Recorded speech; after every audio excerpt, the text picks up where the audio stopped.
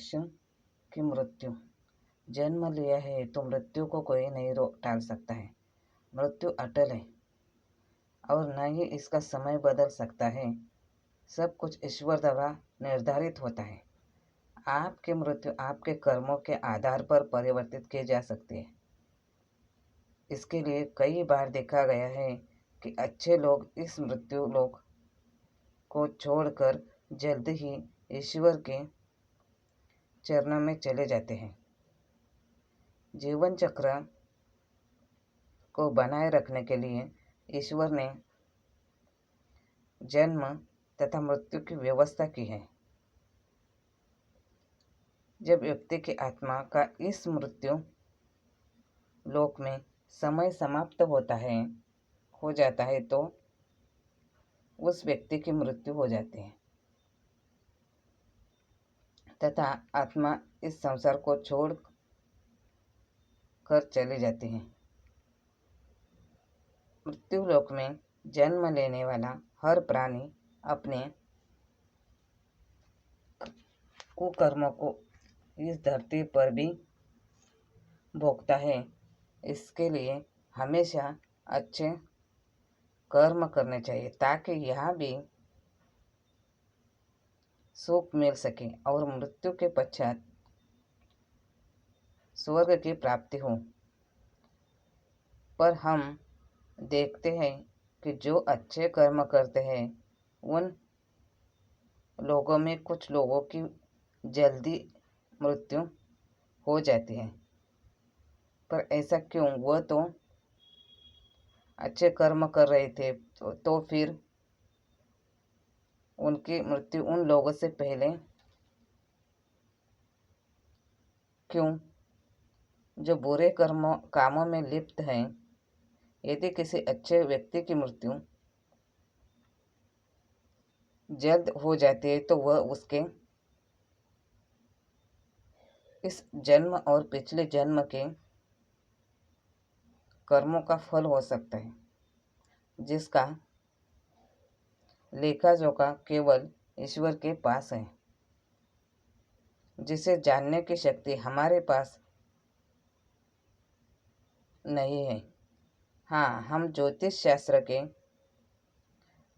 माध्यम से कुछ हद तक भविष्य की कल्पना कर सकते हैं, क्योंकि यह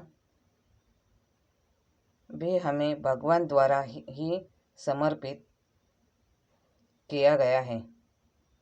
हम मनुष्य इस धरती पर केवल कर्म करने के लिए आए हैं, जिन्हें हम भी सही तरह से नहीं निभा रहे हैं।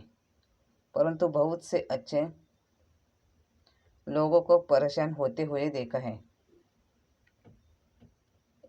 उसके विपरीत बुरे लोग खुश रहते हैं और उनको अपनी बुराइयों पर कोई पछतावा भी नहीं होता। आपने यह ज़्यादातर देखा होगा, जो लोग अच्छे कर्म करने वाले हैं वह हमेशा परेशान, दुखी और उनके साथ कुछ ना कुछ बुरा होता रहता है। परंतु सबसे बड़ी सच्चाई है कि हमेशा हमें ही अपने कर्म अच्छे ही करते रहना चाहिए, क्योंकि इंसान को अपने कर्मों का फल यही मिलेगा। इसी जन्म में हमारे बड़े बुजुर्ग कह गए हैं कि खुद के लिए किए गए कर्मों से ही मनुष्य का भाग्य बनता है। जो जैसा बोएगा वैसा ही काटेगा।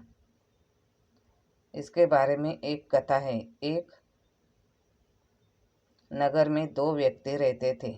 पहले व्यक्ति व्यापारी था, जो बहुत शरीफ और नेक इंसान था। वह व्यक्ति रोज पूजा पाठ करता था और भगवान की भक्ति हर रोज करता था। उसके कर्म अच्छे थे और वह व्यक्ति धर्म नीति का पालन करता था तथा गलत कर्मों से वह दूर रहता था, और दूसरा व्यक्ति इसके बिल्कुल विपरीत था। वह हमेशा गलत काम करता था और दुष्ट था। उसे भले बुरे का कोई ज्ञान नहीं था। वह मंदिर जाने की बजाय वहाँ से पैसे चुराता था, लोगों को चप्पल चोरी करता था, झूठ बोलता था और नशा करता था। एक दिन बहुत बारिश हो रही थी। उस समय हर कोई अपने घर में था। एक मंदिर में सिर्फ पुजारी ही थे। उस लालची व्यक्ति ने पुजारी जी को मंदिर में अकेला देखा और मंदिर का सारा धन चुरा लिया और चुपके से वहां से भाग गया। वही कुछ देर बाद वह मंदिर में अच्छा व्यक्ति भगवान के दर्शन करने को गया तो उस पर ही चोरी का इल्जाम लग गया और लोग उसे चोर समझकर मारने लगे। जैसे ही व्यक्ति मंदिर से बाहर निकला, उसे एक गाड़ी ने टक्कर मार दी और वह व्यक्ति बुरी तरह जख्मी हो गया। घायल व्यापारी जब अपने घर जा रहा था तो दूसरा व्यक्ति जिसने मंदिर का धन चुराया था वह खुशी से मुस्कुराता हुआ जा रहा था और बोल रहा था कि आज तो मेरी किस्मत ही चमक गई, एक साथ इतना सारा सोना हाथ लग गया। जब पहले व्यक्ति ने उसकी बात सुनी तो वह हैरान रह गया। उसने घर जाते ही भगवान की सारी तस्वीर निकाल दी और भगवान से नाराज होकर जीवन जीने लगा। कुछ समय बाद दोनों ही व्यक्तियों की मृत्यु हो गई और दोनों व्यक्ति यमराज के सामने खड़े हुए तो पहले व्यक्ति ने नाराज होते हुए यमराज से प्रश्न किया कि मैं तो सदैव ही अच्छे कर्म करता था, तब भी मुझे अपमान और दर्द मिला, और जो गलत कार्य करता रहा उसे सुख मिला, ऐसा क्यों? व्यापारी के सवाल पर यमराज बोले, जिस दिन तुम्हारे साथ दुर्घटना घटी वो तुम्हारी जिंदगी का आखिरी दिन था, लेकिन तुमने अच्छे कर्म किए थे, इस वजह से तुम्हारी मृत्यु एक छोटी सी चोट में बदल गई। वही उस दुष्ट व्यक्ति को जीवन में राजयोग मिलने वाला था, लेकिन उसके बुरे कार्यों की वजह से राज्यों के छोटे से धन की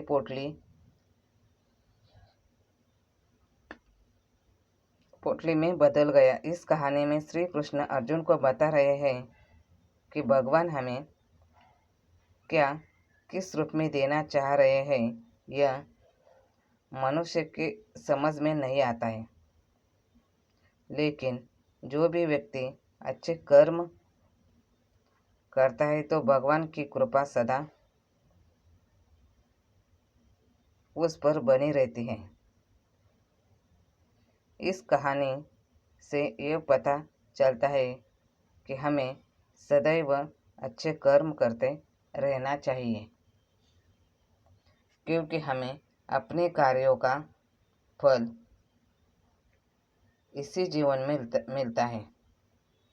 बस हमें भगवान वह किस रूप में दे रहे हैं ये हमें पता नहीं चलता। इसलिए हमें हमेशा अच्छे कार्य करते रहना चाहिए। धन्यवाद।